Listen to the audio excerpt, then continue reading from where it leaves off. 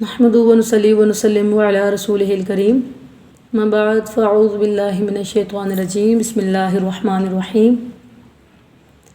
آج میں بات کروں گی حضرت شیر خدا رضی اللہ تعالیٰ عنہ کے بارے میں کہ آپ کی والدہ کا نام فاطمہ بنت اسد اور والد کا نام عمران ہے، کنیت ابو طالب، اور آپ کعبے میں پیدا ہوئے۔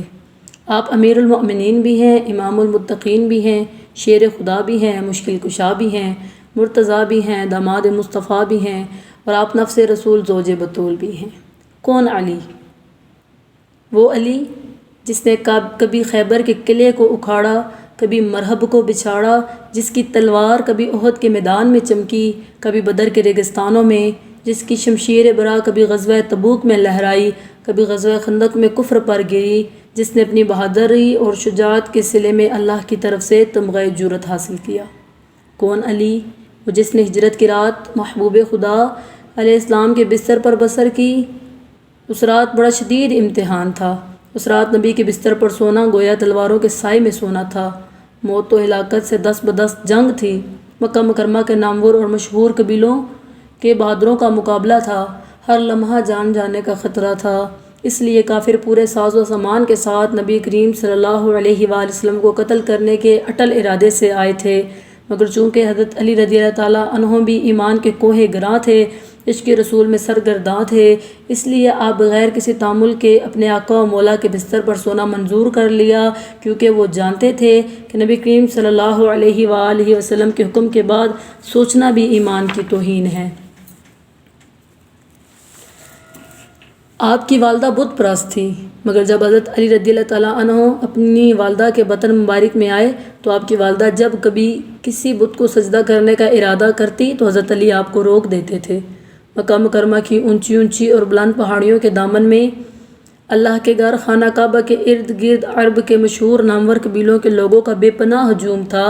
مکہ مکرمہ اور گرد و نواح کے مرد، عورتیں، بچے، بوڑھے جوان اس وقت کے عرب کے دستور اور اپنے آباء و اجداد کی پرانی رسموں کے مطابق طواف کعبہ کر رہے تھے۔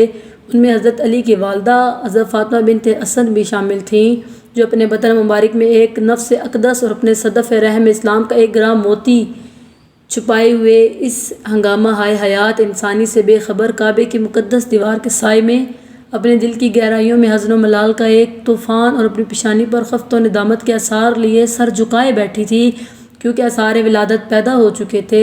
قدرت کے قانون کے مطابق درد شروع ہو چکا تھا۔ وہ سوچ رہی تھی یہاں کوئی حجاب نہیں، کوئی پردہ نہیں، ایسی حالت میں اب وہ کدھر جائیں؟ ابھی وہ سوچ ہی رہی تھی کہ اچانک کعبہ کی دیوار پھٹ گئی اور غیب سے آواز آئی، اے فاطمہ بنت اسد، کعبے کے اندر آ جا۔ چنانچہ آپ کعبہ کے اندر چلی گئی اور پھر امیر المؤمنین حضرت علی المرتضیٰ کی ولادت بسعادت خانہ کعبہ میں ہوئی۔ قیامت تک کوئی ماں ایسا فرزند نہیں جنے گی جو پیدا کعبہ میں ہو اور شہید مسجد میں۔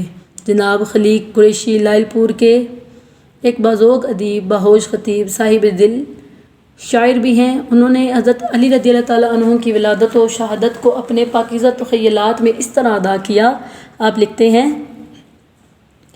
کہ تائید حق میں پہلی شہادت علی کی ہے، پیغمبری نبی کی ولادت علی کی ہے، مولد بھی محترم ہے ولد بھی ہے محترم، کعبہ ہے اور جائے ولادت علی کی ہے، مولود کعبہ کے لیے مشہد بھی خوب تھا، مسجد میں اللہ اللہ شہادت علی کی ہے، کعبہ سے ابتدا ہے تو سجدہ پہ انتہا، مرقوم ذو حرم میں حکایت علی کی ہے۔ امام الانبیاء صلی اللہ علیہ وآلہ وسلم کو اطلاع دی گئی تو کملی والے آقائے دو عالم تشریف لائے۔ ابھی تک شیر خدا نے آنکھیں نہیں کھولی تھی۔ نبی صلی اللہ علیہ وسلم نے علی رضی اللہ تعالیٰ عنہ کو گود میں اٹھایا، پھر خود ہی نہلایا، ساتھ ہی فرمایا، آج علی کو پہلا غسل میں دے رہا ہوں، کل آخری غسل مجھے علی دے گا۔ پھر نبی کریم صلی اللہ علیہ وآلہ وسلم نے اپنی زبان مبارک حضرت علی رضی اللہ تعالیٰ عنہ کے منہ میں ڈال دی تو حضرت علی نے آنکھیں کھول لی۔ ادھر آغوش کی حسرت، ادھر دیدار کا ارماں، علی نے کھول دی آنکھیں، نبی نے گود پھیلائی۔ وما علینا الا البلاغ المبین۔